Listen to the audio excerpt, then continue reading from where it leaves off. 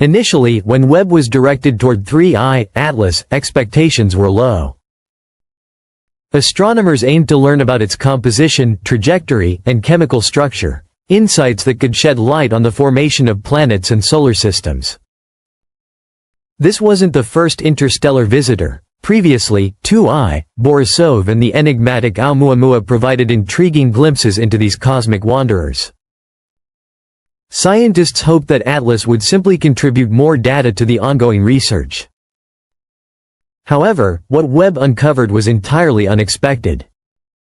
Amid the vast darkness of interstellar space, 3I, Atlas emitted a light that defied all natural explanations.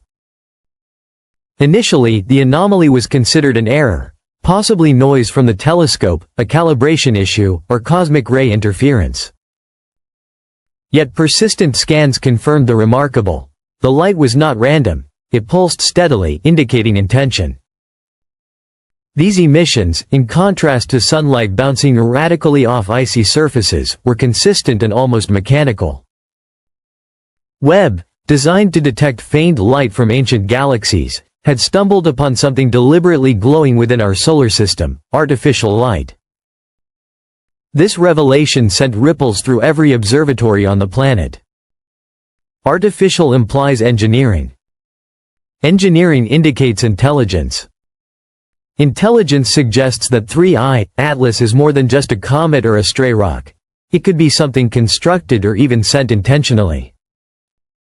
Webb's infrared cameras recorded distinct spectral lines, indicating concentrated energy emissions rather than random chemistry. It appeared that the object was equipped with luminous structures, shining with precision. Nature typically avoids straight lines, yet the signals from Atlas were both orderly and technological. For decades, humanity has scanned the skies, employing vast radio telescopes like Arecibo and Green Bank, yearning for signs of alien life. Those efforts yielded nothing but silence. Yet now, light itself acts as a beacon, universal and accessible. Perhaps this was more than coincidence. Maybe Atlas was designed to be observed. Its ethereal glow could aim to attract the attention of any civilization capable of building telescopes like Webb. It might not be a random visitor but a message deliberately making itself known. Or, unsettlingly, it could be a probe, with its luminous emissions as mere byproducts of its function, detected solely because of Webb's exceptional sensitivity. This finding compels humanity to reckon with its vulnerability. Atlas drifted into our solar system almost unnoticed, illustrating how delicate our cosmic awareness is. Despite our satellites, observatories, and planetary defense mechanisms, there remains much we overlook in the vastness beyond. If Atlas is indeed real, how many others like it pass by undetected? The consequences extend into every realm of thought. Politically, nations may rush to study or even exploit its unknown technology. Culturally, it could challenge existing belief systems or inspire new ones. Spiritually, it provokes age-old questions. Are we truly alone, or have previous civilizations left traces across the cosmos? The timing of this discovery is particularly significant. Humanity finds itself at a pivotal moment, artificial intelligence evolving rapidly, ambitious plans for lunar and Martian colonization, and Webb designed to reflect upon the universe's origins. Instead of uncovering past mysteries, it reveals aspects of the present. We may not be the sole intelligence within the galaxy. Each analysis of the light adds layers to the enigma. Its stability implies materials and technologies beyond Earth's current understanding, yet not so far-fetched as to appear magical. This existence lies within conceivable limits, just further along the evolutionary path than humanity has traveled. This realization is profoundly humbling. If others have achieved this, perhaps we can too. However, the most pressing question revolves around intention. Was the light meant for our discovery? Could another intelligence have foreseen the creation of Webb, a telescope launched merely years ago? If so, then the radiance of Atlas transcends artificiality, it becomes personal.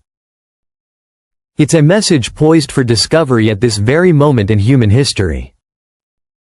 Whether this is mere coincidence or calculated design, the outcome is the same. Humanity has encountered something extraordinary, proof that intelligence exists beyond our planet. Not through radio signals or artifacts on distant worlds, but through the unmistakable glow of an interstellar traveler. The night sky will forever change, it is no longer silent.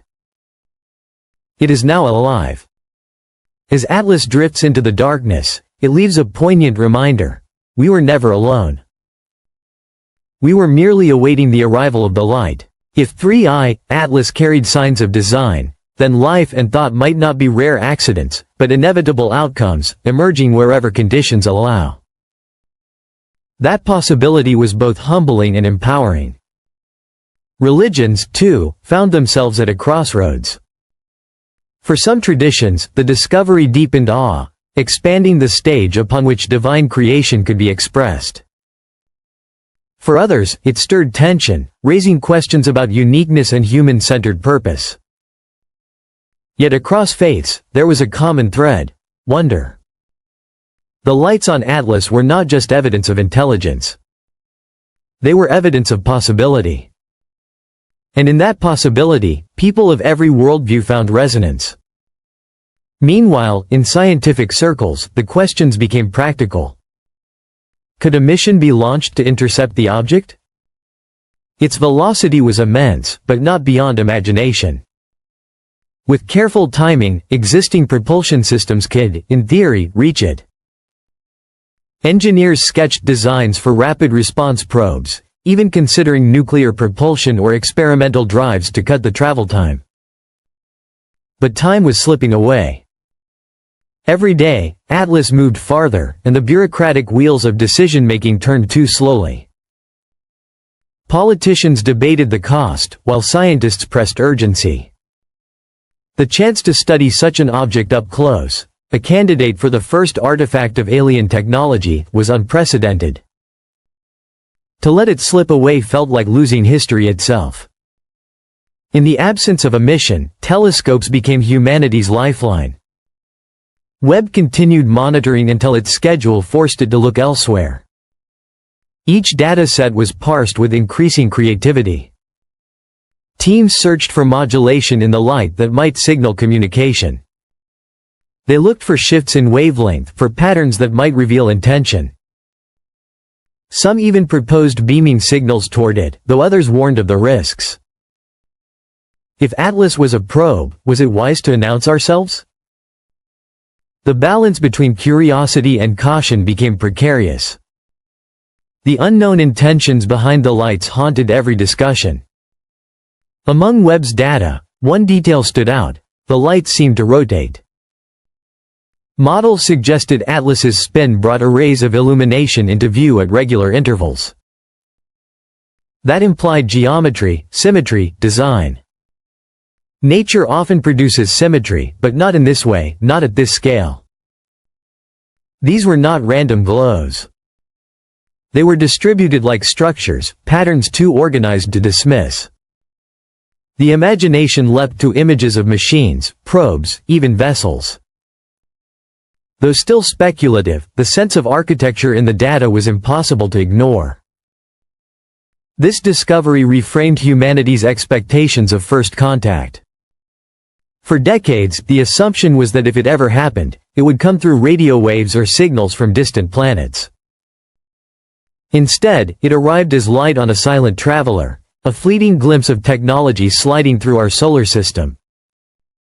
And the truth was sobering. Without Webb's extraordinary sensitivity, the glow might never have been detected. Atlas would have been catalogued as just another rock, another nameless wanderer. That realization sparked urgency. If one such object carried lights, how many others had already passed unseen? Statistical questions emerged. Was Atlas an extraordinary fluke, or part of a greater pattern? The odds shifted dramatically. If one in just 3 known interstellar visitors carried possible signs of technology, then the galaxy might be full of such relics, drifting silently, waiting for discovery. The enormity of that possibility began to settle in, not just among scientists but across humanity. The sky itself seemed to change character. No longer mute, no longer indifferent, but perhaps filled with traces of others. This new awareness gave rise to a field some began to call interstellar archaeology, the study of relics not from Earth, but from other stars. The thought was electrifying. What stories could be pieced together from such objects? What could they teach us about civilizations older than ours, about paths taken or abandoned, about survival across the ages? And yet the haunting question lingered. If Atlas had been traveling for millennia, were its makers still alive? Or was it a ghost, a relic of a vanished people, their technology still glowing even after their disappearance? Others argued the opposite, that its creators might still thrive, still watching, still scattering probes across the galaxy. That possibility made every interpretation of the lights feel urgent. Were they a beacon, an invitation, or a warning? If Atlas was part of a network of such objects, then perhaps the galaxy itself was strung with waypoints, a navigational grid invisible until Webb revealed the glow. What we mistook for a solitary anomaly might be one star in a constellation of markers, stretching between worlds. The implications stretched far beyond astronomy. Economists speculated about the unimaginable value of alien technology. Politicians debated who would own it if a probe were ever retrieved. Would it belong to all humanity? Or would powerful nations compete for control?